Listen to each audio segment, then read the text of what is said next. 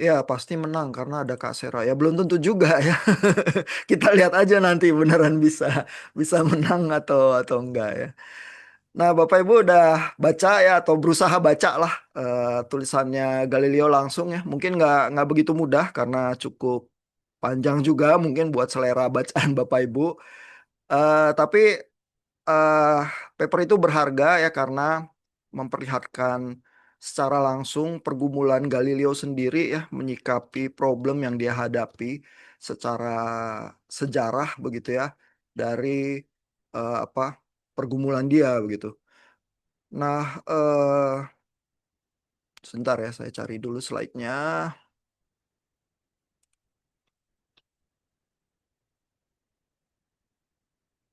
Nah, Bapak Ibu juga udah menyimak itu ya rekaman dari beberapa tahun yang lalu. Kita coba lihat sedikit aja ya dengan secara cepat apa kisah Galileo supaya ada flashback sedikit. Lalu nanti kita coba bicarakan pertanyaan-pertanyaan Bapak Ibu yang diposting di G-Class ya. Jadi problem kita adalah bagaimana beriman sebagai ilmuwan ya. Lalu Bapak Ibu lihat sejarahnya Galileo diadili ya. Ini salah satu lukisan yang muncul ada di Wikipedia juga di apa di koleksi begitu ya. Eh, Galileo diadili di Roma, terus di sana dia dinyatakan bersalah begitu ya. Jadi bukan kalau berbeda pendapat soal sains zaman dulu bisa menerima hukuman ya. Dan ini kasusnya sangat terkenal ya. Cuma muncul di dalam bayangan orang-orang modern zaman sekarang sebagai pertentangan sains dan agama ya. Dan di dalam hal ini yang kalah mungkin agama begitu ya. Dan dalam hal ini kekristenan ya karena gereja yang menghukum Galileo ya. Jadi pertanyaannya apakah Galileo salah? Ini semua anak SD zaman sekarang bisa menjawab Galileo benar, gereja yang salah menjatuhkan hukuman gitu ya. Nah, tapi kenapa dia kena penjara ya? Sebabnya apa ya? Apakah musuh Galileo di Roma orang bodoh? Tampaknya tidak ya, karena di Rome itu banyak ilmuwan juga ya, dan ada juga yang bisa mengapresiasi Galileo, tapi secara konsensus akhirnya Galileo memang kena hukuman penjara rumah ya. Nah, terus pertanyaan nomor tiga ini yang beredar juga di question hanya Bapak Ibu ya, bagaimana terus bersikap yang baik ya dalam sains dan agama. Dan terutama dalam kasus Galileo yang disoroti adalah tafsir Alkitab yang bersifat literal. Ya, jadi itu tampaknya yang disebut oleh Galileo maupun oleh Paus sendiri sih ya waktu 300 tahun kemudian mengakui kebenaran Galileo di dalam suratnya ya. Tafsir literal itu yang muncul eh, sebagai penjelasan penyebab kenapa gereja pada saat itu menghukum Galileo ya. Nah, ini surat yang ditandatangani Galileo ya, surat abjuration-nya itu ya, menarik ajaran. Jadi jelas vonisnya ya, Galileo bukan korban konspirasi politik ya, dia dituduh mengajarkan ajaran sesat ya. Jadi kesalahan dia itu heretics ya, penyesat. Isi kesesatannya apa? Isi kesesatannya adalah matahari sebagai pusat dunia dan tidak bergerak ya, paham heliosentris ya. Lalu bumi bukan pusat dan bergerak ya. Jadi heliosentris itu dikenal juga dengan kata geokinetik di zaman itu ya, karena yang diperdebatkan bumi itu bergerak atau tidak gitu ya. Karena ayat-ayat Alkitab kan eh, seringnya muncul dalam bentuk yang antropomorfis ya, bentuk yang sudut pandang manusia. eh, Problemnya adalah dunia ini terasa bergerak atau enggak ya. Jadi salah satu argumen-argumen yang diperdebatkan di zaman Galileo adalah kalau bumi ini ternyata goyang ya kok kita nggak berasa ya. Di atas kapal aja kita berasa ya. Kenapa bumi ini goyang kita nggak berasa ya, kapal turbulen dikit aja kita langsung terpelanting gitu ya. Nah jadi pasti Galileo ngawur ini gitu ya. Mana mungkin bumi bergerak gitu ya. Itu bentuk-bentuk apa perdebatan yang muncul di zaman itu ya. Nah, tapi suratnya jelas ya, kesalahan Galileo diperinci di sana. Lalu Galileo harus menandatangani kalimat yang ini ya, karena itu untuk melenyapkan dari pikiran yang mulia dan setiap orang Kristen yang beriman kecurigaan keras ini, yang dengan benar dituduhkan kepada saya dengan hati yang murni dan iman yang teguh, saya menarik ajaran saya ya, abjurasi gitu ya. Jadi dengan menandatangani surat ini Galileo juga menunjukkan dia sangat religius sih. Jadi paling tidak di dalam sejarahnya, di dalam diri Galileo sendiri, dia tidak merasakan ada pertentangan ya antara iman sama agama. Dia tetap orang yang sangat religius. Karena kalau ini kan tahun 1633 ini setelah zaman reformasi ya. Reformasi itu 1517. Jadi kalau mau sih Galileo bisa kabur ke Jerman ya yang udah setelah zamannya Martin Luther kan gitu ya. Tapi di sisi yang lain memang Galileo udah tua ya, udah hampir 70 tahun waktu dia diadili. Ya masa orang tua kakek 70 tahun harus buron ya ke luar negeri gitu misalnya ya. Padahal dia bukan koruptor, bukan penjahat gitu ya. Jadi ini satu kesulitan tersendiri buat dia ya. Nah, tahun 1615 sebenarnya Galileo tuh udah pernah diadili ya, tapi terus lolos. Ya jadi seolah-olah dia diampuni gitu, cuman dimarahi gitu ya bahwa kamu jangan lagi mengajarkan ajaran yang semacam itu ya. Tapi tahun 1633 dia dipanggil lagi terus diadili lagi terus kena penjara rumah itu ya yang menandatangani surat abjurationnya itu. Nah, pada tahun 1615 itu juga waktu pertama kali dia diadili ya, buku Kopernikus itu yang sebenarnya udah muncul puluhan tahun sebelumnya tiba-tiba di-ban ya karena kepausan itu eh, menganggap bahwa ini nih eh, salah satu penyebabnya bukunya Kopernikus nih. Tapi Kopernikus itu ini ya eh, sangat hati-hati ya. Dia bilang bahwa bukunya bukan tentang teori alam semesta ya nggak tahu ya alam semesta kayak apa. Yang jelas dia bilang dia punya apa cara menghitung posisi benda langit yang lebih mudah. Ya, jadi dia tidak mengklaim apa realitas, dia hanya mengklaim hipotesis gitu ya, bahwa dengan hipotesisnya heliosentris kok menghitung orbit benda-benda langit lebih mudah ya.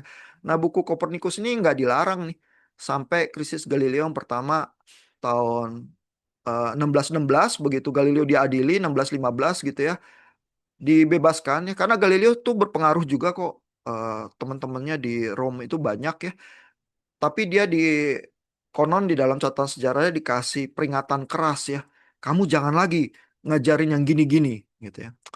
Nah masalahnya habis itu Galileo nulis buku lagi ya yang mungkin dianggap lebih nyolot ya yaitu yang judulnya lebih lebih eksplisit berbunyi ada dua teori tentang alam semesta gitu ya dan di dalam bukunya itu eh, dijelaskan ya perdebatan tentang dua teori itu. Lalu eh, yang kalah yang geosentris. Ya jadi abis itu dia dipanggil lagi, diadili terus kena penjara rumah itu. Ya. Nah kalau Bapak Ibu baca paper saya yang saya lampirkan juga di G-Class ya, eh, klaim saya ya itu di dalam paper itu ya, kenapa penyebab Galileo itu kena penjara rumah ya, bukan karena gereja itu bodoh, bukan juga terutama karena Galileo nyolot ya. Jadi apa dalil-dalil penistaan agama saya rasa juga bukan itu penyebabnya ya. Tapi akar permasalahannya ya yang saya klaim di paper itu adalah ada ketidakpastian. Ya sebenarnya ada uncertainties sementara pihak-pihak baik yang beragama maupun saintis itu berusaha ya bergerak ke arah yang lebih pasti. Cuma masalahnya siapa yang lebih berkuasa mereka yang lebih bisa memainkan kekuasaan gitu ya. Tapi akar masalahnya itu bukan pertentangan antara agama sama sains, melainkan ketidakpastian ya. Karena biar bagaimanapun ya, walaupun Galileo itu berusaha argue dan menjelaskan secara saintifik ya, tetap ada ketidakpastian sains itu ya.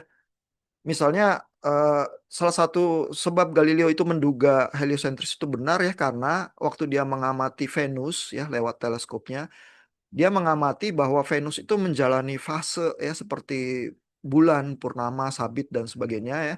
Sehingga dia tuh mulai menduga Venus itu sebenarnya mengitari matahari. Jadi model tata suryanya matahari di pusat, yang lain benda-benda langit planet itu mengelilingi matahari termasuk bumi gitu ya.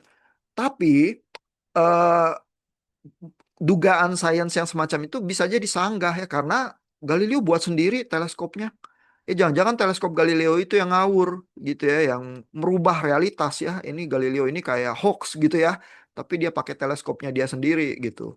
Nah, jadi tetap ada ya ketidakpastian ya. Teori saintifik itu kan berkembang di dalam zamannya belum sangat konklusif dan definitif gitu ya. Lalu teori Kopernikus. Nah, Kopernikus ya memang udah menulis buku puluhan tahun sebelumnya ya. Tapi kan kayak berlawanan dengan akal sehat ya. Itu tadi ya, kalau kapal bergerak aja kita tahu ya, kapal yang bergerak atau pantai yang menjauhkan itu nggak ambigu ya kalau kita di atas kapal begitu ya. Nah, ini katanya bumi bergerak ya mengelilingi matahari. Terus apa apa yang terjadi gitu ya. Nah, lalu kalau benar bumi bergerak mengitari matahari ya, kalau benda jatuh lurus vertikal kok arahnya nggak berubah.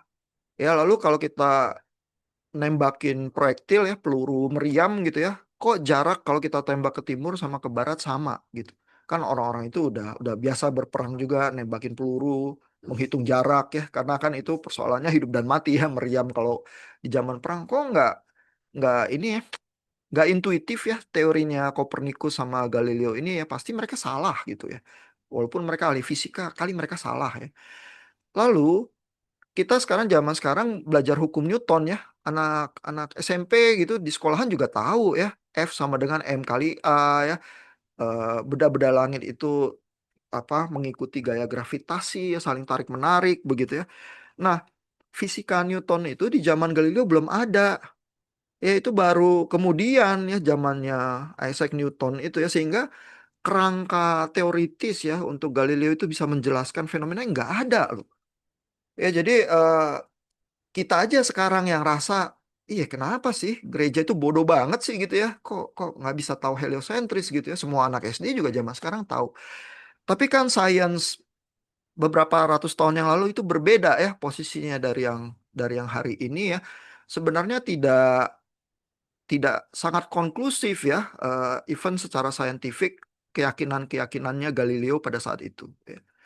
Nah, jadi ada ketidakpastian ini nih, yang orang-orang yang menggeluti sains juga bisa memahami gitu ya. Lalu ada ketidakpastian tafsir. Ya, nah ini yang sebenarnya juga kurang disadari orang-orang yang bergulat di teologi ya, dengan mengambil kitab Yosua ini 10 ayat 12-13 yang kisahnya adalah Yosua itu berdoa supaya matahari berhenti di dalam peperangan gitu ya. Maka berbekal ayat ini langsung divonis bahwa Galileo itu salah. Loh ini jelas kok matahari itu yang berputar mengelilingi bumi, terus Yosua berdoa terus mataharinya berhenti. Mau apa lagi Galileo gitu ya. Kan ayatnya jelas gitu ya. Dan ayat ini udah ratusan tahun ya di dalam tradisi gereja. Jadi di dalam argumennya Paus gitu misalnya, atau kardinal-kardinal pendukungnya, yang mereka bilang, kenapa kita harus mengorbankan kebenaran ratusan tahun yang udah teruji dan mengambil teori sainsnya Galileo yang kita tidak yakin kebenaran saintifiknya? Kenapa kita harus mengorbankan ini gitu ya? Nah, jadi akhirnya walaupun sebenarnya ada ketidakpastian, tapi dianggap yang lebih menjanjikan kepastian adalah Alkitab ya dan tradisi keagamaan. Sedangkan sains itu kalau mau siapa yang salah di dalam kontroversi ini, sains yang salah ya, Alkitab tidak bisa salah gitu ya. Nah, Bapak Ibu tuh cukup menarik ya meng-highlight bahwa persoalan pembacaan literal itu ya yang menjadi penyebabnya ya, karena Galileo juga menyebut seperti itu ya. Eh, nah, sebenarnya makin ke belakang kita ya setelah zaman Reform ya, kita itu makin merasa lebih literal, terutama untuk yang Protestan yang mewarisi tradisi Reform. Kenapa? Karena Martin Luther itu salah satu argumennya adalah eh, ini yang membaca Alkitab bisa dipahami oleh orang biasa. Nggak mesti teolog baca Alkitab terus melakukan tafsir terus baru benar pemahamannya. Karena Martin Luther mau ini ya me- menantang banyak tradisi gereja Katolik yang zaman itu dia anggap sudah menyeleweng. Ya termasuk surat penjualan surat pengampunan dosa ya, indulgensia itu termasuk berbagai eh, ritual ya, yang apa, berdoa kepada relik-relik itu ya. Ada kayu yang katanya bekas salib lah, kain yang bekas membungkus bayi Yesus lah, apa yang kalau ziarah terus berdoa terhadap barang-barang relik itu nanti bisa mendapatkan berkat begitu ya. Nah, itu semua mau dibuang oleh Martin Luther ya, karena dianggap itu menyeleweng ya, itu tahayul begitu ya. Tapi eh, kan itu diwarisi di tradisi semua ya. Bagaimana caranya men-challenge tradisi lewat Alkitab? Tapi kan kebanyakan orang awam, rakyat biasa nggak bisa baca dan nggak baca Alkitab. Apalagi Alkitabnya di dalam bahasa Latin, bahasa Yunani, bahasa Ibrani ya. Bapak Ibu kan belajar di seminari bahasa-bahasa kuno itu juga berkeringat dingin ya, gitu ya. Apalagi orang biasa di gereja gitu ya, suruh baca Alkitab gitu. Nah, jadi Luther tuh kan di dalam upayanya mereformasi, dia menerjemahkan ke dalam bahasa Jerman kebanyakan, sehingga orang Jerman biasa bisa baca Alkitab. Lalu dibarengi dengan teori hermeneutiknya, bahwa Alkitab itu cukup jelas ya, clear untuk dipahami dan dibaca oleh orang biasa tanpa perlu interpretasi ahli gitu. Jadi literal dengan kata lain, karena orang biasa bisanya kalau baca Alkitab literal dong ya. Dia kan nggak belajar yang macam-macam ya, sastra, eh, kitab kuno atau apa, dia cenderung bacanya literal gitu ya. Nah, jadi pembacaan literal itu sebenarnya ter apa tersolidifikasi ya, makin menjadi solid, makin mengeras bersama dengan gerakan reformasi dan kita warisi sekarang gitu ya. Makanya juga kalau Bapak Ibu dengar kuliah ya atau apa argumen teolog-teolog reform ya, seringnya adalah bersikeras bahwa misalnya kejadian itu bacanya harus literal ya. Jadi walaupun ada perdebatan di antara Bible scholars gitu ya, sebenarnya kita bisa baca lebih figuratif atau harus literal sih. Adam itu benar-benar ada si Bang Adam atau Kang Adam itu ya, atau apa, Enci Hawa itu ya, atau sebenarnya itu satu kisah ya yang punya message dengan setting narasi tertentu begitu ya. Tapi nggak mesti kita langsung harus literal. Nah, kebanyakan tradisi reform ya, atau reform yang lebih tradisional lah, kita nggak bisa pukul rata juga sih ya, karena orang reform juga macam-macam ya. Ada juga yang apa, eh, tidak punya masalah dengan pembacaan figuratif ya terhadap kejadian gitu ya. Tapi kalau Bapak Ibu mungkin bicara dengan reform yang lebih konservatif ya, karena mewarisi tradisi Luther itu merasa baca yang benar itu harus literal begitu ya. Dan itu mungkin kalau muncul di kuliah-kuliah teologi sistematik atau hermeneutik, seringnya juga yang dijagokan itu pembacaan literal, karena pembacaan yang lebih figuratif ya, itu dianggap lebih membahayakan karena tergantung tafsirnya ya, simbol atau tipologi atau apa, eh, bahasa yang dipakai itu sebenarnya artinya siapa dan siapa yang boleh menentukan artinya. Ya, jadi dianggapnya lebih liar gitu ya. Tapi sesungguhnya ya pembacaan literal itu kan memang kita nggak bisa paksakan sepenuhnya ke Alkitab begitu saja ya. Kenapa? Karena kalau kita paksa semua harus literal, nanti Tuhan punya tangan, punya kaki, jalan-jalan di Taman Eden gitu ya. Itu langsung kesulitan gitu kita ya. Dan banyak bagian di Alkitab yang harus potong tangan, cungkil mata juga ada gitu ya di kitab Matius gitu ya. Sehingga pembacaan literal itu langsung menimbulkan masalah-masalah sih.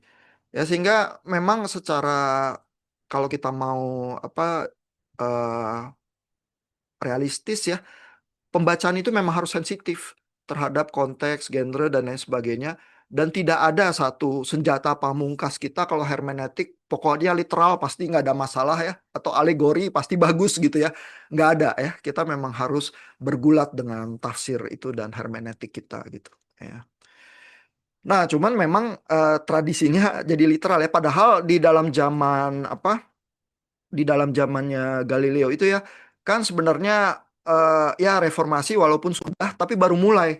Ya sebenarnya tradisinya belum belum sangat mengeras seperti sekarang yang kita udah sekian ratus tahun, 500 tahun lebih mewarisi tradisi reformasi itu begitu ya.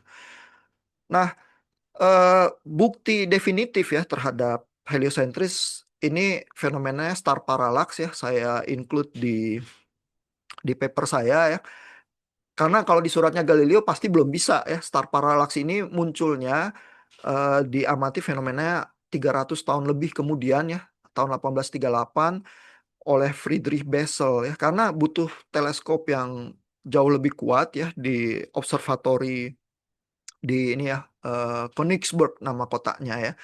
Nah, jadi dengan berbekal teleskop yang jauh lebih kuat ya, dibanding zaman Galileo, orang tuh bisa mengamati bintang, bintang yang dekat dan bintang yang jauh.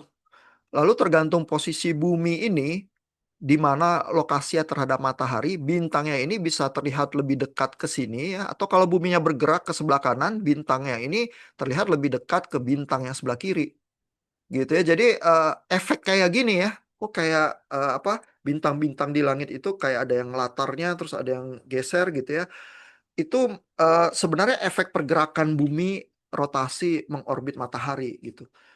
Kalau itu bisa diamati, maka Galileo itu terbukti benar gitu ya. Sehingga bukti yang paling definitif itu memang nggak bisa ya Galileo menyajikan waktu di sidang gitu ya, dan 300 tahun kemudian ya baru, 200 tahun kemudian baru bisa disajikan gitu ya. Nah, persoalan Galileo ini udah selesai ya karena Paus menulis surat tahun 1992 ya. Paus Yohanes Paulus II ini progresif sekali ya dan sangat berani ya. Karena buat kepausan ya, bilang bahwa gereja Katolik sebelumnya ada kesalahan, paus yang sebelumnya salah, itu agak haram ya. Karena kan paus itu mewakili ini ya, eh, otoritas kerasulan ya, yang turun dari Petrus sebagai paus pertama, diwarisi terus sampai paus yang sekarang. Kok bisa salah rasul gitu ya misalnya ya.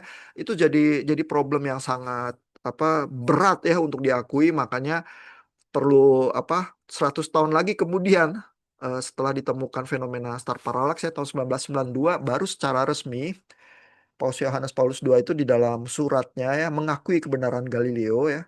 Yang diakui kontennya apa? Matahari pusat tata surya. Lalu juga dituliskan bahwa kesalahan teolog di zamannya adalah memaksakan penjelasan terhadap alam dari pembacaan Alkitab yang literal.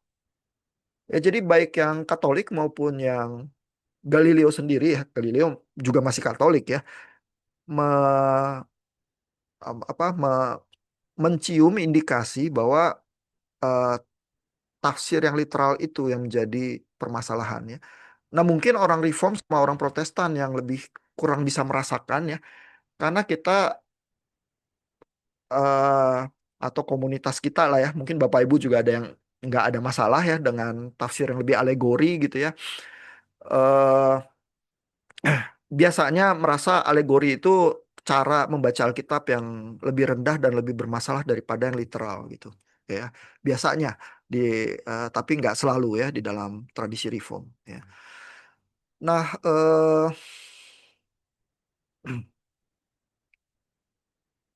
ya jadi apa yang bisa kita pelajari ya kalau kita mau ambil pembelajaran dari kasus ini ya, ini beberapa usulan ya.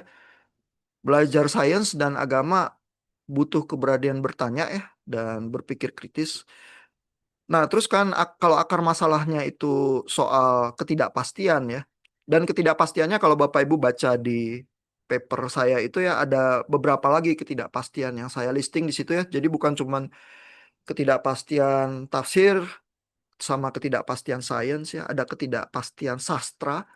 Karena kitab yang ditulis Galileo itu ya isinya dialog tuh. Karena Galileo ya waktu mau menuliskan buku itu ya, dua teori tentang alam semesta itu, dia itu hampir nggak dikasih terbit bukunya oleh apa, badan sensor di Roma waktu itu ya. Setelah nego-nego sana sini ya baru dikasih terbit kalau syaratnya adalah bentuknya kayak gitu. Jadi seolah-olah kalau dialog ini perdebatan ini kan nggak menjagokan salah satu, karena Galileo itu diancam kamu nggak boleh ngajar teori itu lagi gitu ya. Kalau ketangkep lagi ya dihukum ya.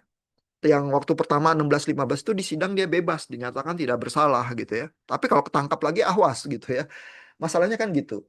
Nah, jadi sastranya sendiri bukunya Galileo sebenarnya dibuat ambigu ya. Lalu juga dipaksa dari badan sensornya ya, Galileo harus tulis di kata pengantarnya bahwa buku ini tujuannya bukan supaya orang meyakini heliosentris ya, melainkan supaya menunjukkan bahwa Gereja Roma Katolik itu juga memahami argumen-argumen yang diajukan oleh orang-orang yang pahamnya heliosentris itu.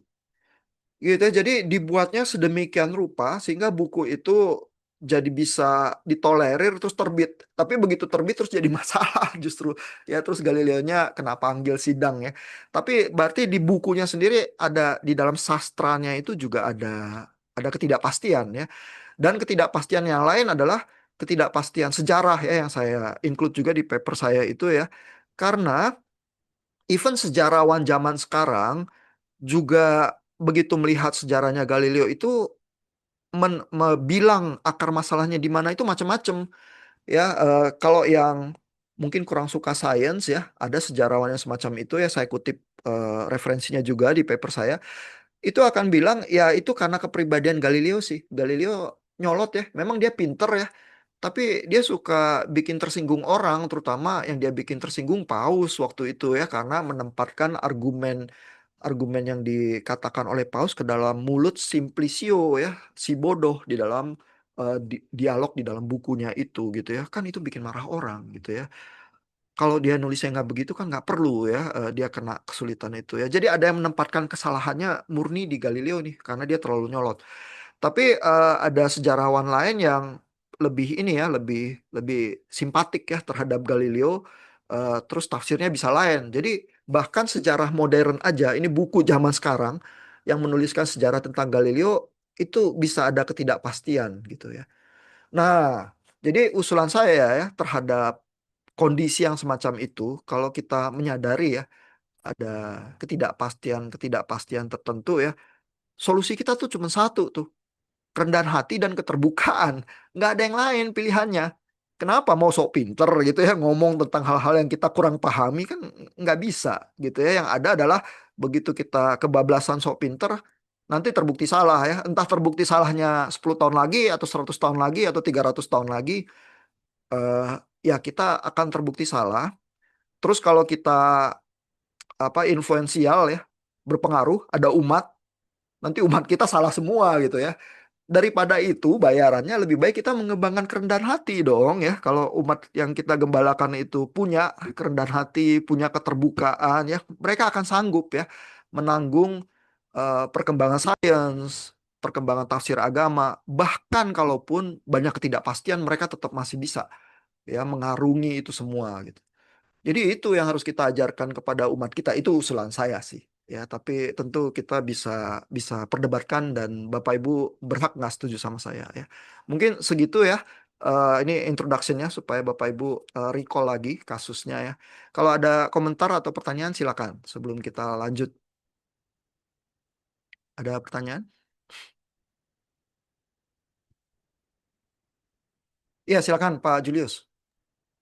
Pak, kalau saya menariknya dengan kerendahan hati ya Pak. Tapi bagaimana dengan fenomena saat ini di mana para teolog yang saling menuding yang berbeda doktrin, apalagi kayak tahun lalu yang ada satu heboh viral progresif lalu semuanya bikin apa ya, bikin seminar sebagainya menuding. Nah, itu kan mungkin Iya, iya. nggak kayak yang Galileo ya, tapi saya lihat ada satu kemiripan apa ya, Iya. kesombongan gitu ya.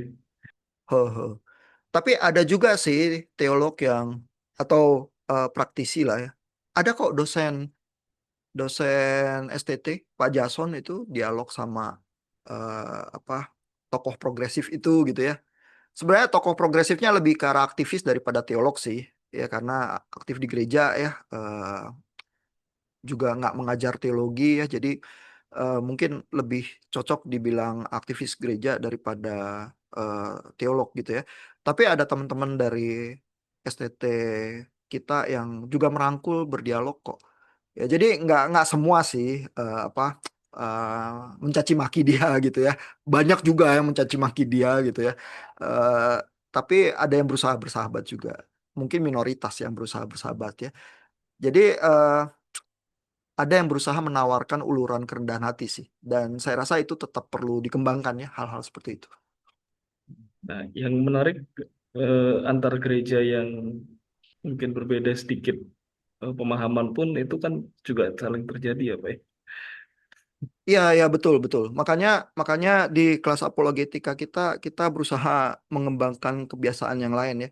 Artinya sebenarnya berpikir kritis, punya opini yang berbeda itu nggak apa-apa. Ya tinggal kita menghidupinya ya di dalam perbedaan pendapat itu gimana? Apakah kita bisa generous atau enggak ya terhadap orang yang beropini lain gitu ya? Ada ruangan atau tidak buat dia itu bisa ngobrol ya, mengutarakan opininya gitu ya. Nah, kalau itu ada, mestinya kita lebih nggak banyak masalah sih. Ya. Tapi kalau kita main hajar ya jadi susah nanti belakangan. Ya, thank you Pak Julius untuk pertanyaan komentarnya. Ada lagi pertanyaan komentar yang lain? Saya mau tanya Pak, Iya Pak. eh saya hanya masih bingung aja Pak di tengah-tengah kasusnya Galileo ini kan kalau kita bicara tentang matahari ya, baik itu heliosentris ataupun geosentris sebagai karyanya Allah gitu ya, karya ciptaan Allah dan berbicara juga tentang kitab suci sebagai firman Allah. Apakah memang pada saat itu karya Allah dan ciptaan Allah itu dianggap satu hal yang berbeda secara signifikan begitu. Maksud saya dipisahkan seperti itu. Sehingga terjadi perdebatan-perdebatan yang membuat ya saya tidak bisa terima nih teori heliosentris, saya hanya bisa terima geosentris seperti itu. Sedangkan yang mau saya tanyakan juga adalah proofnya mereka apa kayak gitu. Sehingga mereka eh, berani untuk mengatakan, oh saya ini geosentris, saya menolak teorinya Galileo gitu. Sehingga maksud saya proofnya itu apa kayak gitu, Pak? Itu sih. Iya, proofnya yang mereka yakini salah satunya Yosua itu ya. Kisah Alkitab itu dan keyakinannya adalah nggak bisa salah gitu. Tapi kan sebenarnya yang mereka baca adalah tafsir tradisi ya. Jadi jadi sesungguhnya kenyataan yang terjadi adalah gini. Pemahaman gereja ya tentang alam semesta pada zaman itu ya sangat dekat nempel dengan pemahaman filsafatnya Aristotle tentang bagaimana model tata surya dan alam semesta kita gitu ya. Sehingga sebenarnya membaca Alkitabnya pada zaman itu adalah bacaan-bacaan Aristotle karena kan Alkitab sendiri tidak eksplisit ya bicara tentang teori tata surya, tapi teori tata suryanya diwarisi dari Aristotle ya. Dan misalnya teolog zaman pertengahan yang namanya sangat besar ya seperti Thomas Aquinas itu ahli Aristotelian itu. Ya, jadi pengaruh filsafat dengan caranya berteologi itu sangat dekat. Ya, jadi karena nempel terlalu dekat itu ya, sehingga segala sesuatu yang dianggap menyerang itu dicurigai dan dianggap sebagai ancaman. Tapi yang terjadi sebenarnya yang terancam itu filsafatnya Aristotle. Ya, bukan bacaan Alkitabnya, tapi karena nempel ya udah terlalu dekat, eh, jadi terasa terancam. Nah, Oh, mungkin pelajarannya ya buat kita ya, itu lebih sulit loh ya. Jadi gini, reformasi itu punya sejarahnya tersendiri. Terus kita bangga dan mungkin menepuk dada juga ya sebagai orang reform ya.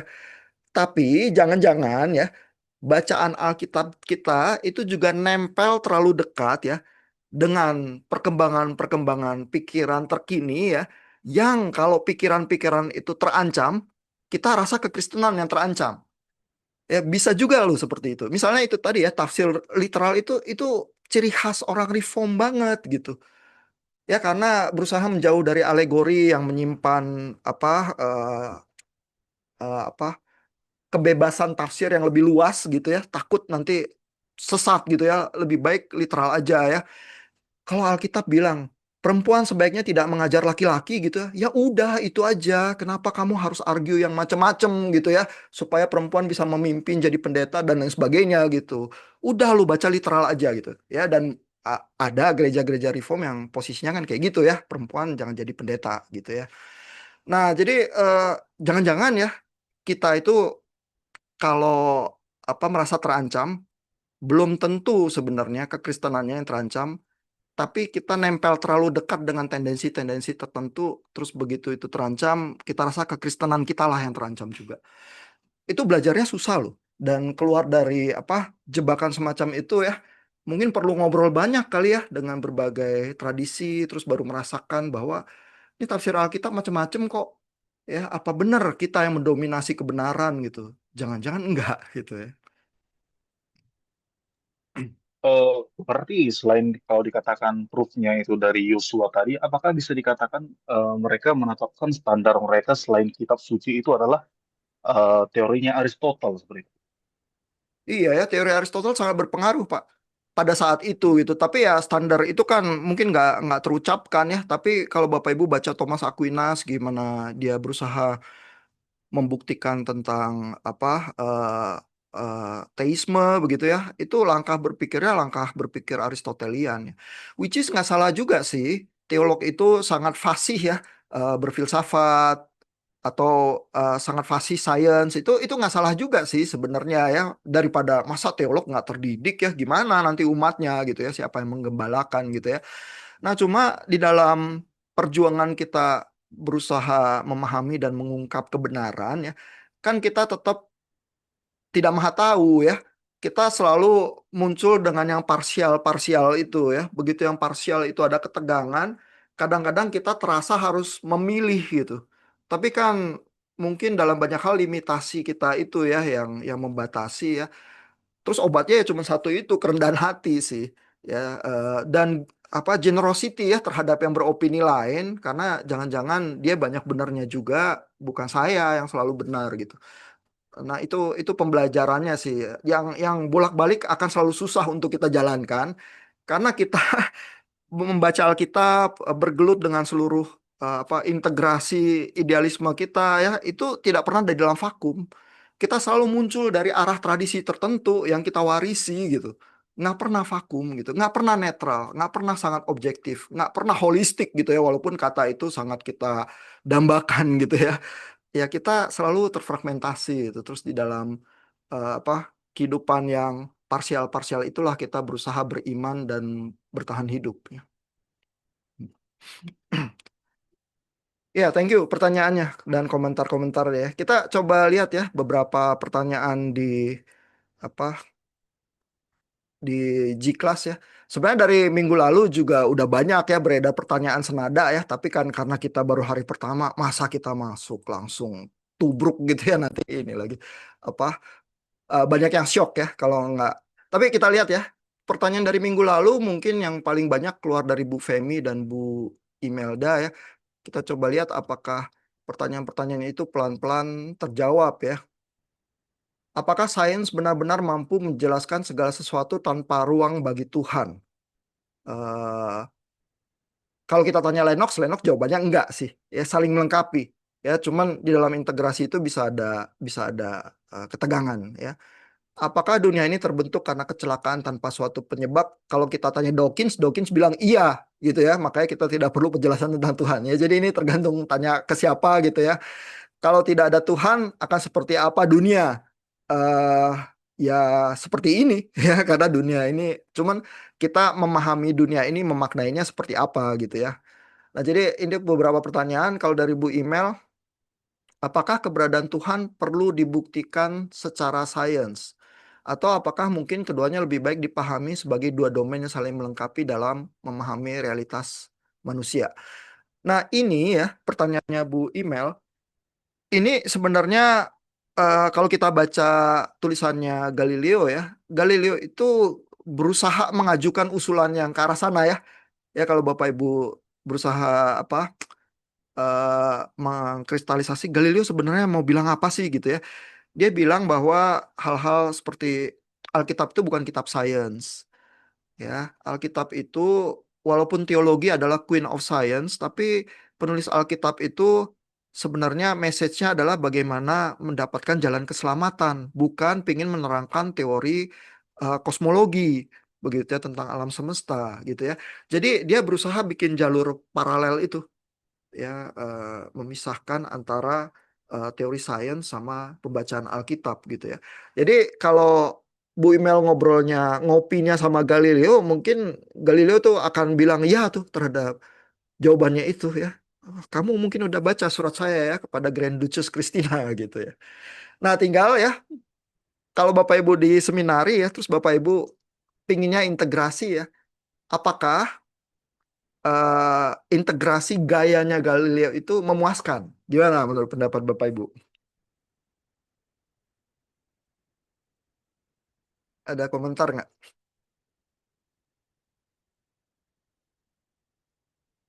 Gimana, gimana? Galileo memuaskan nggak kalau Bapak Ibu udah baca-baca bolak-balik gitu?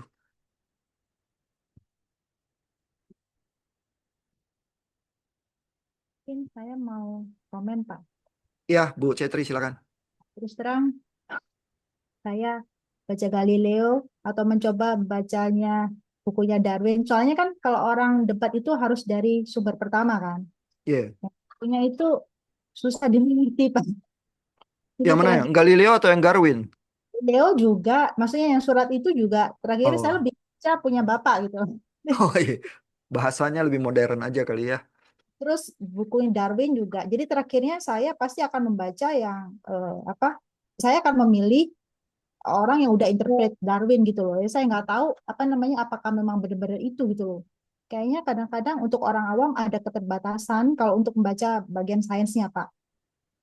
Itu kalau Oh, sih, maksudnya terakhirnya kita akan melihatnya nggak benar-benar sainsnya sih gitu loh.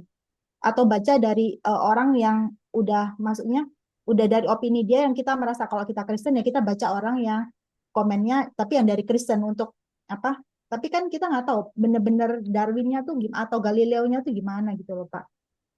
betul, Gitu. betul. Iya, makanya untuk bacaan berikutnya yang saya pilihkan bacaan dari Richard Dawkins. Karena dia saintis, dia bidangnya biologi juga ya. Terus dia bicara tentang evolusi. Jadi saya pilihin satu chapter dari bukunya dia tentang evolusi ya, bicara soal Darwin. Memang Darwin bicara dari state science waktu di zamannya dia ya. Cuman Darwin tuh nggak jadi ateis sih. Ya dia dia cuman mengajukan teori-teorinya itu karena dia lihat kan burung-burung di Kepulauan Galapagos itu paruhnya punya perbedaan karena seleksi alam. Itu teorinya kan baru sebatas itu ya. Tapi kan teori evolusi yang zaman sekarang perkembangannya udah sangat pesat karena kan apa fosil-fosil, banyak penemuan baru dan sebagainya, banyak perkembangan sih. Jadi bacaan yang lebih up to date dari Dawkins. Ya, jadi nanti saya pilihkan chapter dari Dawkins. Mudah-mudahan Bapak Ibu nggak terlalu alergi baca Dawkins. Dan paling tidak dia geleng-geleng Bu Cetri nggak alergi ya. Bagus. Paling tidak dia tidak berpretensi sebagai orang Kristen ya. Dia jelas-jelas bilang dia dia ateis gitu ya. Jadi kita bisa menikmati murni dari segi sains tuh kayak apa ya. Tentu bukunya dia kadang agak nyinyir terhadap apa argumen-argumen orang Kristen ya yang dia temui. Karena orang Kristen banyak yang nggak paham sains ya dan nggak paham teori evolusi yang sebenarnya. Karikaturnya adalah teori evolusi itu bilang manusia dari monyet. Padahal evolusionis nggak pernah mengklaim manusia itu dari monyet. Yang diklaim ya secara spesifik adalah antara manusia dan primata lainnya ada common ancestor. Ya, ada common ancestor itu apakah mirip manusia atau mirip monyet? Ya mirip dua-duanya karena dia common ancestor gitu ya. Kalau kita lihat fosilnya manusia purba ya, Homo erectus atau apa yang sekarang lagi ada penemuan lagi yang ratusan tahun lebih tua lagi gitu ya. Itu kan memang kadang-kadang ada yang apa bagian jidatnya itu masih cenderung nonong gitu ya apa lebih mirip simpanse daripada manusia gitu ya Neanderthals gitu misalnya ya. Nah jadi itu tuh persilangan-persilangan yang dipercaya evolusionis itu lama-lama akibat evolusi dan evolusi itu ordenya ratusan miliaran tahun ya sampai kepada spesies yang sekarang. Tapi nggak pernah klaimnya spesies modern berasal dari spesies modern yang lain karena beroperasinya evolusi juga nggak seperti itu gitu ya. Nanti mudah-mudahan kalau Bapak Ibu baca Richard Dawkins lebih paham evolusi sedikit lah ya karena ini yang bicara benar-benar biologis gitu ya. Hmm. Thank you Bu Cetri komentarnya. Eh, Memang agak sulit paham karena kalau baca teks kuno kita ada jarak sejarah dan jarak kontekstualnya juga ya. Itu kadang-kadang perlu berjuang sedikit waktu waktu baca ya. Tapi daripada Bapak Ibu bacanya cuman gosip-gosip tentang Galileo, lebih baik baca Galileo langsung kan ya, karena dengan demikian walaupun nggak paham kita pernah baca tulisan Galileo beneran gitu. Kalau studi tentang Galileo gitu ya. first hand ya. Nah, oke ya. Jadi itu pertanyaan-pertanyaan dari minggu lalu mungkin sebagian terjawab. Kita coba lihat pertanyaan yang sekarang ya, setelah Bapak Ibu bergulat tentang Galileo ya. Kita lihat pertanyaannya ya. Misalnya ini Bu Irma nih yang banyak pertanyaan. Apakah pemisahan ranah antara sains dan agama yang diajukan Galileo benar-benar menghasilkan harmoni atau justru memicu lahirnya sekularisasi yang makin menjauhkan keduanya? Nah, ini pertanyaan itu tadi ya, apakah Bapak Ibu puas ya dengan solusi paralel itu gitu ya? Mungkin kalau Bapak Ibu banyak dengerin di kuliahnya Pak Yakub ya, terus punya idealisme integrasi, mungkin agak kurang puas sih dengan ya udah pokoknya kita pisahin aja supaya nggak berantem gitu ya. Sains ngomong di pojok sana, teologi ngomong di pojok sini. Udah nggak usah ngobrol gitu ya. Nah, kita pinginnya yang lebih bisa punya apa world view yang mencakup semua gitu ya. Satu teori untuk semua gitu ya. Nah, itu sulit kadang-kadang karena effort-effort kita kan tetap mengungkap itu parsial ya. Bahkan di dalam satu bidang aja ya, fisikawan itu dari zaman dulu pingin punya satu teori itu yang bisa menjelaskan semua. Eh, yang berusaha dikembangkan supaya bisa menjelaskan semua itu adalah string teori namanya, tapi sampai sekarang masih belum bisa ya. Karena kan ini ada kok fisika itu fenomena macam-macam ya, ada fenomena gravitasi, ada fenomena elektromagnetik ya, radio, ada fenomena cahaya ya. Apa nggak ada ya teori yang bisa menjelaskan semua fenomena itu sekaligus gitu ya.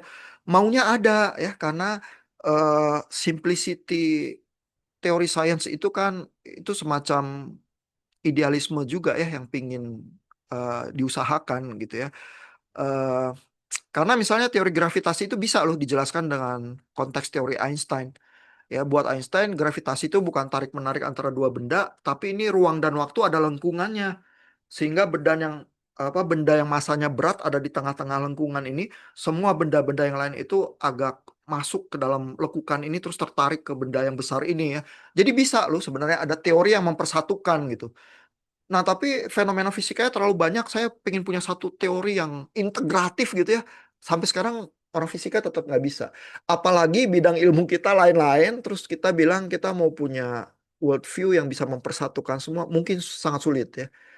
Jadi walaupun mungkin idealisme kita tuh pengen integrated ya, tapi pada kenyataannya kita harus cukup generous ya terhadap solusi-solusi yang paralel dan parsial ini ya, karena yang kita hidupi di dalam realitasnya adalah itu tuh. Tapi supaya kita jangan terlalu cepat so tahu ya itu kerendahan hati itu sih, supaya kalau mencela orang ya katakanlah mengkritisi atau apa, menyediakan ruang untuk selalu bisa bilang bahwa jangan-jangan saya salah juga loh. Ya, jangan-jangan saya tidak sepenuhnya benar juga gitu. Nah, coba kita lihat lagi ya. Itu tadi soal paralelisme itu ya. Kita lihat ada pertanyaan lain lagi nggak ya? Ini pertanyaan dari Bu Destri nih ya. Coba kita lihat ya. Ah, jika seperti yang dinyatakan oleh Galileo, sains dan Alkitab berasal dari sumber kebenaran yang sama, yaitu Allah, dan karena tidak dapat bertentangan ya. Lalu bagaimana seharusnya menanggapi situasi di mana interpretasi harfiah dari suatu teks Alkitab, misalnya penciptaan dalam 6 hari gitu ya. Jadi kalau baca Kejadian, kalau mau literal, 6 hari itu 6 kali 24 jam ya. Secara langsung bertentangan dengan konsensus ilmiah yang cukup kuat, misalnya tentang usia alam semesta. Ya jadi kalau eh, ahli-ahli geologi ya meneliti struktur tanah, terus diukur umurnya gitu ya pakai tes karbon atau apa, itu sih nggak pernah umurnya itu muda gitu ya. Jadi biasanya pembaca Alkitab yang lebih harfiah ya, kalau dia masih mau apa bicara dalam orde yang ribuan tahun, dia akan bilang 1 tahun di bumi adalah 1 tahun di surga adalah 1.000 tahun di bumi gitu ya. Jadi kalau 6 hari ya 6.000 tahun, maksimum 6.000 tahun gitu ya, umur fosil-fosil itu ya. Tapi penemuan-penemuan kita ya yang dikonfirmasi dengan berbagai percobaan sains ya, itu umur-umur itu ratusan juta tahun, bahkan miliaran gitu. Jadi agak susah ya. Terus cahaya-cahaya yang dari bintang-bintang itu ya, itu datang sampai ke bumi kan menempuh jarak yang juga miliaran tahun gitu. Padahal itu apa kecepatan cahaya gitu ya. Jadi bintangnya mungkin udah nggak ada, kita baru baru terima sinarnya di sini gitu ya. Nah, kalau kesimpulannya mau yang Earth itu creationist ya, itu istilahnya ya, teori kreasi apa bumi muda gitu, maka kita jadi terpaksa berpikir Tuhan itu menciptakan berbagai benda-benda di alam ini dengan tampaknya aja umurnya tua. Makanya kalau ahli fosil itu menemukan fosil tampaknya aja umurnya tua. Jadi seolah-olah kata orang yang nggak setuju ya terhadap teori kreasionis muda ini, seolah-olah Tuhan itu jadi seorang penipu kosmik gitu. Ya karena semua ini penampakan doang ya muda-muda tapi umurnya sebenarnya tua kalau kita ukur secara saintifik gitu. Nah, apakah teori yang semacam itu memuaskan gitu ya atau malah bikin lebih resah gitu ya. Nah, itu perdebatan-perdebatannya tuh. Tapi di kalangan Kristen yang sangat tradisional ya, teori yang earth creationist itu masih hidup tuh. Walaupun sains modern kebanyakan kalau yang datang dari bidang sains udah meninggalkan juga ya karena nggak bersikeras bahwa baca kejadian itu harus literal. Nah,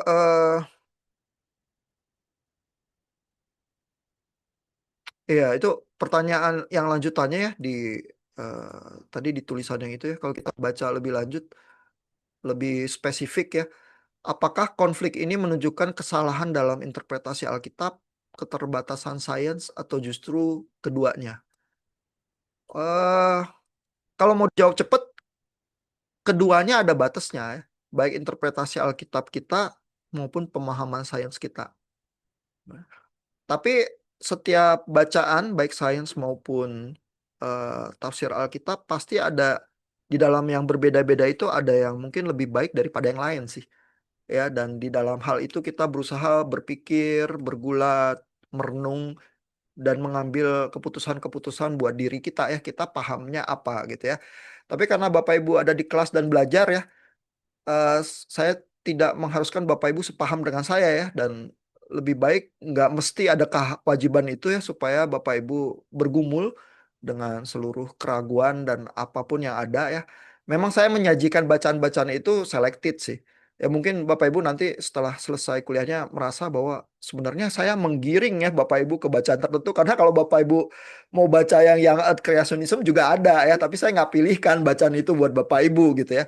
Eh, tapi kalau Bapak Ibu pengen baca ke perpus, bacaan-bacaannya lengkap sih. Ya dari kubu yang mana aja, Bapak Ibu pilih aja. Terus coba rasakan argumennya gitu ya. Jadi bebas ya. Nggak setuju sama saya nggak apa-apa. Dan penilaian di kelas ini kan tidak tergantung dari apakah Bapak Ibu setuju sama saya atau enggak. Ya, walaupun nggak setuju, tapi kalau ngerjain tugas, eh, terus tugasnya masuk, terus nilainya bagus, ya udah nilainya bagus juga gitu ya.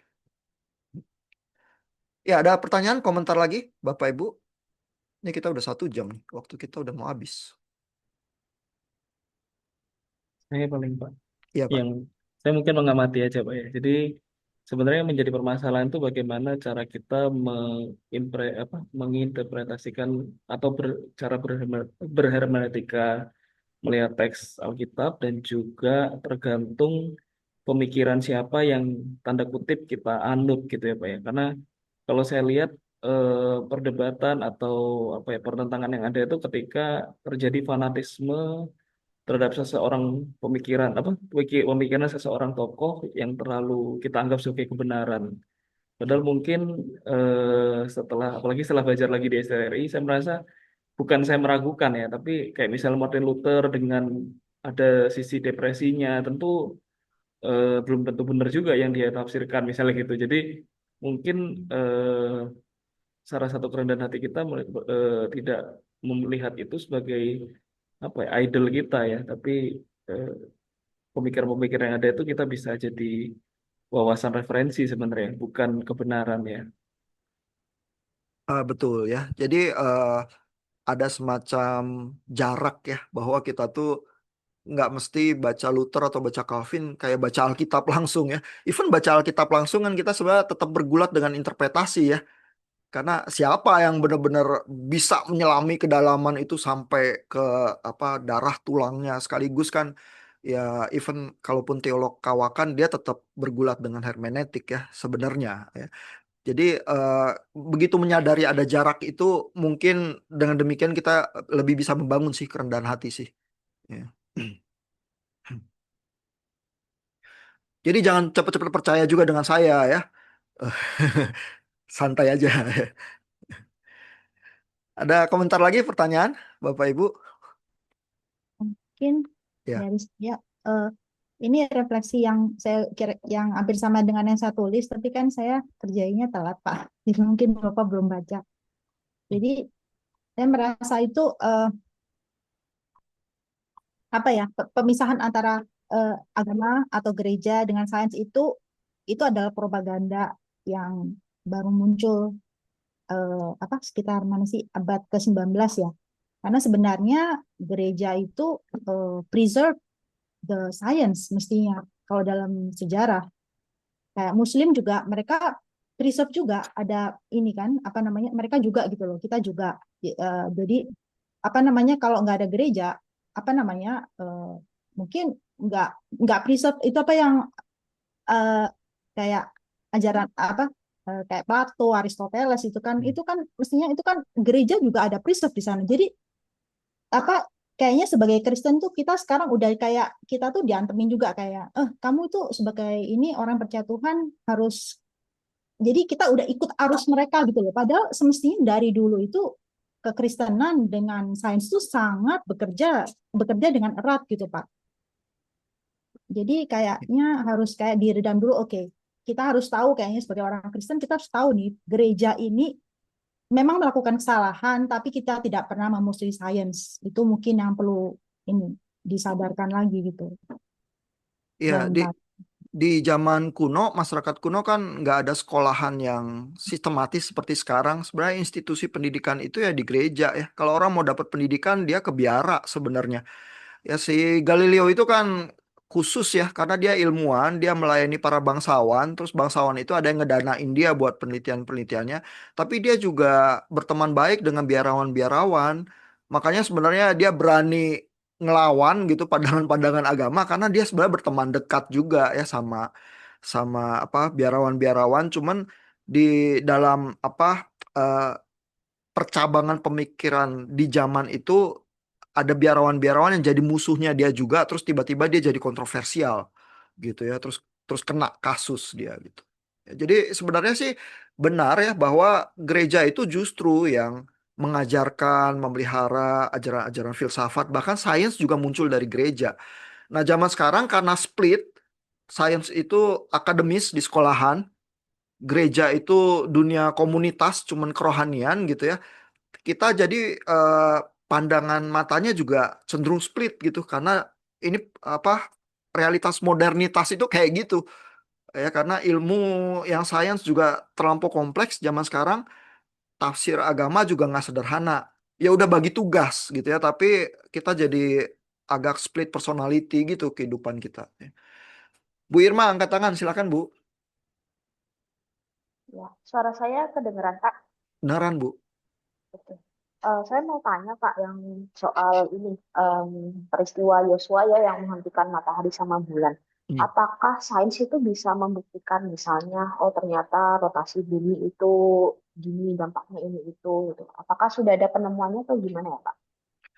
Nah jadi sebenarnya Galileo itu ya di eh, cuplikan yang Bapak Ibu baca itu membahas ayat Yosua itu. Ya dan di zaman Galileo itu kalau kita baca dari tulisannya, di zaman itu orang udah tahu bumi itu ada rotasinya ya. Istilahnya yang dipakai Galileo adalah prime mobile gitu ya. Jadi kenapa matahari itu terbit di timur, terbenam di barat? Karena ada rotasi itu ya. Itu udah diketahui.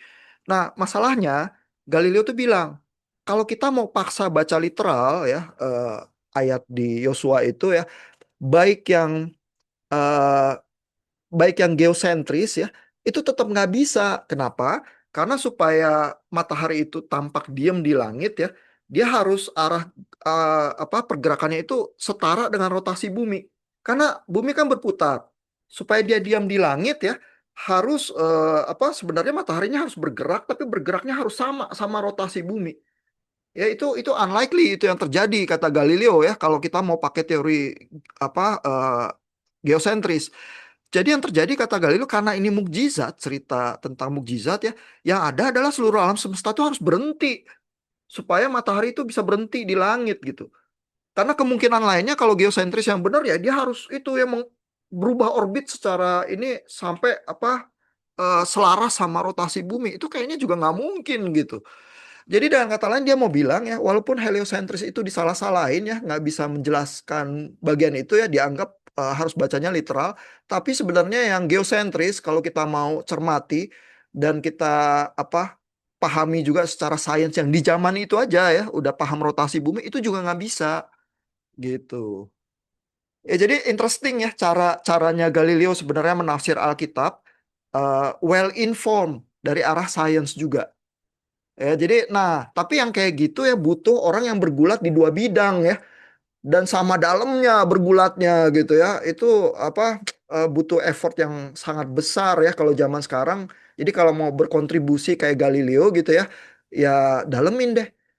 Kalau bisa lebih dari satu bidang. Terus karena paham dengan cukup baik, berusaha integrasi di bidang-bidang itu ya. Makanya kan Pak Yakub selalu pinginnya integrasi antara psikologi dan teologi karena dua bidang itu memang didalemin. Jadi kalau salah satu bidang kita kurang ya, kita mau integrasi juga susah. Karena dari bidangnya itu kita nggak bisa masuk ya, kita ilmunya kurang gitu. Ya, padahal melakukan integrasi kan perlu effort tinggi gitu ya. Nah, tapi ya udah kita generous aja. Kalau orang memang bukan di bidangnya di situ ya jangan menuntut dia harus bisa integrasi eh, di level yang sangat tinggi gitu. Ya udah ya memang kita masing-masing ada limitasinya, kita berkontribusi sesuai dengan background kita gitu sih. Hmm. Ya mudah-mudahan Iya, menjawab Pak. ya. Ya, terima kasih. Terus satu lagi, Pak, yang saya penasaran yang di PL itu kan ada juga peristiwa em, tulah dari Allah gitu ya, termasuk tulah Sungai Nil itu jadi darah gitu. Ya, Nah, ya, ya. apakah itu juga mempengaruhi untuk kehidupan sekarang gitu ya, Pak? Maksudnya, Sungai Nil sekarang punya efek ini itu karena waktu itu dikasih tulah sama Tuhan atau gimana? Iya, jadi banyak kasus-kasus yang narasinya miracle ya. Itu eh, mungkin sains bisa agak kesulitan ya tentang penjelasan yang definitif ya. Kalau dugaan-dugaan saintifik banyak sih ya kenapa bisa terjadi saat itu. Tapi kan kalau cerita itu ini, kalaupun kita bisa jelaskan secara saintifik, timingnya itu kan juga miraculous ya, timingnya juga ajaib gitu ya. Jadi eh, tetap ada pemaknaan itu yang lebih daripada sekedar penjelasan sainsnya sebenarnya ya. Nah, apakah hal-hal itu berdampak sampai sekarang yang secara sejarah akhirnya menggoncang ya salah satunya yang ayat Yosua itu ya kalau yang hukuman-hukuman 10 tulah di PL mungkin belum sampai menghasilkan kasus kontroversi yang ratusan tahun terus mengakibatkan saintis di penjara rumah gitu ya. Itu kasus Galileo itu tonggak sejarah sih. Ya, karena juga membawa masuk kepada modernitas kita sekarang karena kita somehow tampaknya mengakui otoritas sains gitu. Eh, dan begitu gereja kadang-kadang memilih nada yang anti sains, generasi muda jadi masuk ke dalam pitingan ya, terus jadi merasa terpaksa harus memilih. Saya harus pilih agama atau pilih sains. Dan kayaknya sains masuk akal, berarti agama itu kolot dan harus kita tinggalkan gitu misalnya. Jadi pilihan semacam itu juga kurang menguntungkan sih ya. Nah, yang miracle yang zaman PL mungkin at least yang saya tahu nggak ada yang sampai menggoncang semacam itu ya. eh Mungkin miracle yang diperdebatkan soal itu ya bintang Bethlehem itu ya. Itu karena kalau buat orang Kristen Kalau itu kita bacanya hanya sebagai narasi ya tanpa apa historical literal gitu ya, eh, maka nanti apa cerita tentang keilahian Yesus itu jadi semacam terkompromi ya. Jadi bagian itu kadang sensitif ya. Eh, apa iya ya ada bintang besar yang muncul ya? Kalau dari segi mitologi bahwa kalau ada raja besar lahir biasanya diikuti dengan bintang tertentu sih iya ya. Tapi sebenarnya penjelasan logisnya kenapa ada yang bersinar besar, ada berbagai alternatif sih. Ada soal komet ya, ada soal Jupiter, Venus dan apa itu jadi satu garis di langit sehingga kelihatannya sangat terang gitu ya. Ada sih dugaan-dugaan saintis ya, tapi yang definitif kurang begitu ada ya. Kadang-kadang kita membuktikan sesuatu yang salah itu lebih bisa definitif daripada yang benar secara sejarah kejadian sebenarnya saintifik itu kayak apa itu. Dengan kasus Galileo kan kita jadi tahu secara pasti bahwa geosentris itu salah ya. Tapi mencari bukti yang definitif kejadian sebenarnya seperti apa historical mungkin lebih susah sih. Ya. Jadi nggak semua jawaban yang dari Alkitab kalau kita telah secara saintifik bisa kita dapatkan dengan mudah sih. Beberapa sisanya masih dugaan-dugaan. Iya, ada pertanyaan lagi, komentar Bapak Ibu? Ini kita udah overtime cukup lama juga sih. Targetnya saya 1 jam atau 1 jam 15 menit biasanya. Kalau nggak Bapak Ibu terlalu lelah. Ada pertanyaan terakhir mungkin yang sangat panas, pengen berusaha ditanyakan. Komentar juga boleh. Nah, Nggak ada ya, aman ya. Oke, berarti kita sampai di sini ya, Bapak Ibu. Terus bacaan buat minggu berikutnya nanti saya posting lagi di G-Class. Tabel skor textingnya saya posting juga. Nanti saya coba pilih-pilih ya klaim debat mana yang interesting untuk kita jadwalkan di pertemuan keempat kita debat. Mudah-mudahan Jakarta udah nggak demo lagi, terus kita bisa ketemu di kelas debatnya kita di kelas ya, Bapak Ibu.